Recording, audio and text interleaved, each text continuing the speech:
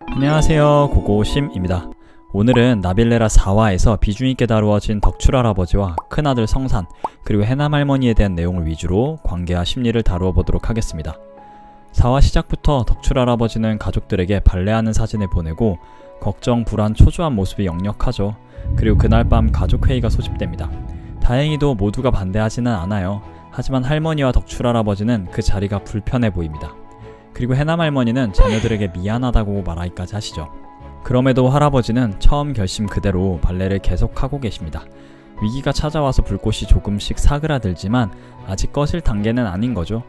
꿈이 그렇게 쉽게 사라지나요? 모 선생님은 꿈을 저주라 표현하기도 했습니다. 벗어날 수가 없거든요. 하지만 해남할머니의 말에 할아버지는 발레를 포기하고자 하시려는 모습이 나옵니다.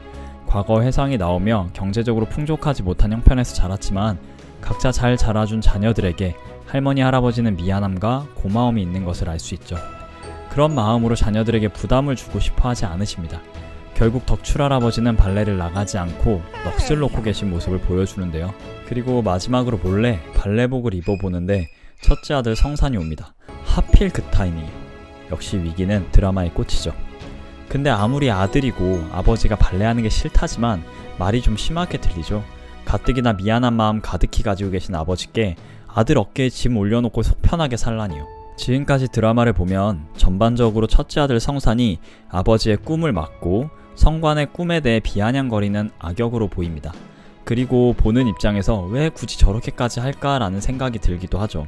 근데 사실 저는 개인적으로 성산이 상당히 착한 아들, 착한 사람이지 않을까 생각해요.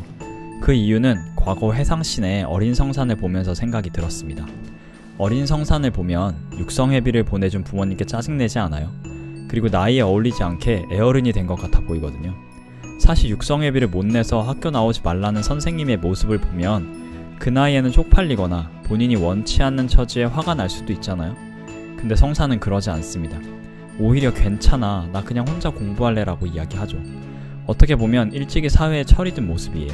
그렇게 어린 성산은 집안의 경제적인 부분에 대해 책임을 갖게 되고 성숙과 성관을 챙기면서 부모님을 신경 쓰다 보니 포기한 일들이 있었다고 합니다. 그리고 단 한 번도 아버지께는 아무것도 요구하지 않았다고 하죠. 가족을 위해 본인을 희생한 사람으로 보입니다. 그리고 해남할머니와 덕출할아버지 입장에서는 그런 이유를 알고 계신 듯해요. 하지만 성산이 이런 악역을 맡게 된 이유는 현재 본인이 옳지 않다고 생각하는 길로 빠지는 가족의 모습을 참지 못해서인 것 같아요. 성산 입장에서는 말 그대로 걱정하는 겁니다. 그리고 그 걱정은 아무래도 치열하게 돈과 안정을 위해 살아올 수밖에 없었던 성산이기에 할 수 있는 걱정으로 보이네요.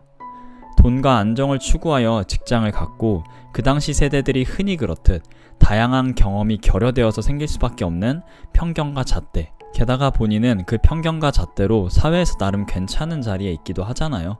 이러한 경험과 영향은 스스로 옳다는 생각을 강화시키고 타인에 대한 존중을 줄어들게 했을 가능성이 있습니다. 특히나 가족 내에서 본인의 역할을 고려하면 더욱 그러하죠. 의견을 나눌 생각을 잘 하지 않는 것이겠죠. 그렇게 일방적인 걱정이 되고 이런 걱정을 받는 당사자에게는 간섭이 될 수밖에 없을 듯 하네요. 자기만의 확신으로 타인을 가르치려 드니까요. 5화 예고편을 짧게 보았을 때 딸 은호도 그런 부분에서 아버지 성산에게 지지받지 못하는 모습이 있을 것 같아요. 성산의 기준에서는 은호가 약하거나 이상하게 보일 수 있으니까. 이렇듯 성산은 너무 일찍 처리된 나머지 스스로 많은 것들을 희생하며 가족을 경제적으로 부양하였고 그렇게 열심히 산 덕에 얻은 고정관념은 다른 사람과 타협하기 어려운 정답처럼 되어 있는 것이 아닐까요? 어쨌든 덕출과 성산 사이에 해남할머니가 등장해 성산을 때리면서 한마디 하시죠. 부모가 자식이 번듯하게 잘 사는 걸로 자식 앞에서 작아지고 눈치를 봐야 하니? 라고요.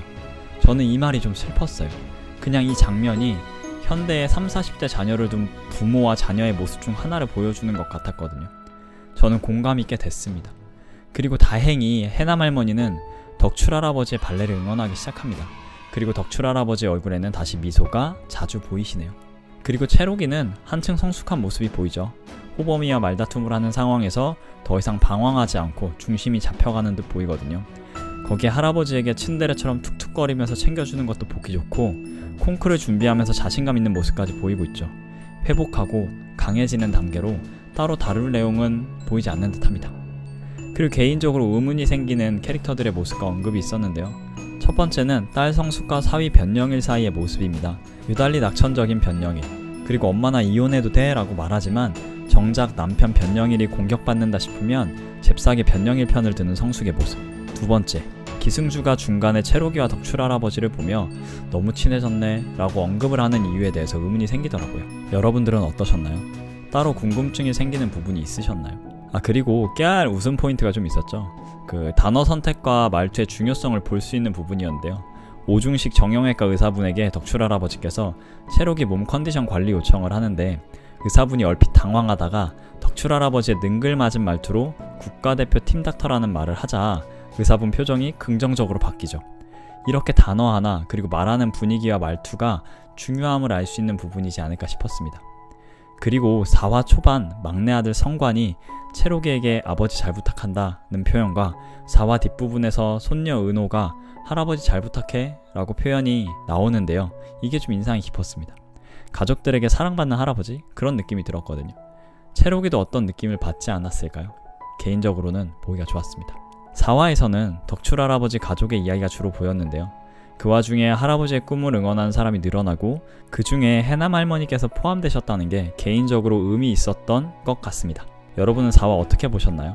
같이 공유해 주시면 저도 감사할 것 같습니다. 그럼 이번 영상은 여기서 마칠게요. 봐주셔서 감사합니다. 뿅!